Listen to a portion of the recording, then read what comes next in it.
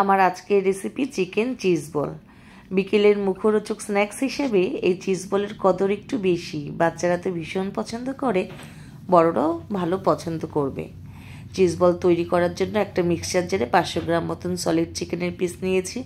তার মধ্যে ব্রেডের কিছু অংশ জল দিয়ে ভিজিয়ে জলটাকে চেপে বের করে সেই অংশটাও দিয়ে একটা পেস্ট তৈরি করে নিয়েছি।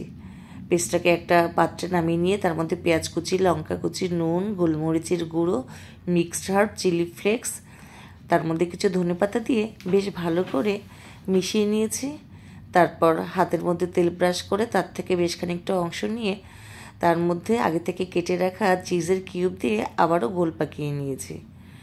এবার সবগুলো যখন বল তৈরি হয়ে গেছে তখন একটা বাটিতে 2টো ডিম ফিটিয়ে সামান্য নুন দিয়ে মিশিয়ে নিয়ে এই বলগুলোকে প্রথম ডিমের ব্যাটারে ডুবিয়ে তারপরে ব্রেড ক্রাম্পে ভালো করে মিশিয়ে আবারও ফ্রিজের মধ্যে আধা ঘন্টার জন্য সেট হতে দিয়েছে।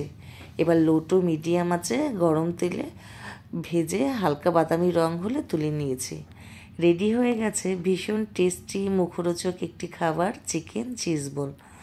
বিকেলবেলায় এই খাবারটি তৈরি করতে সময়ও ভীষণ কম লাগে, খাটুনিও ভীষণ কম, আর বাচ্চাদের তো পছন্দ ভীষণ হয়।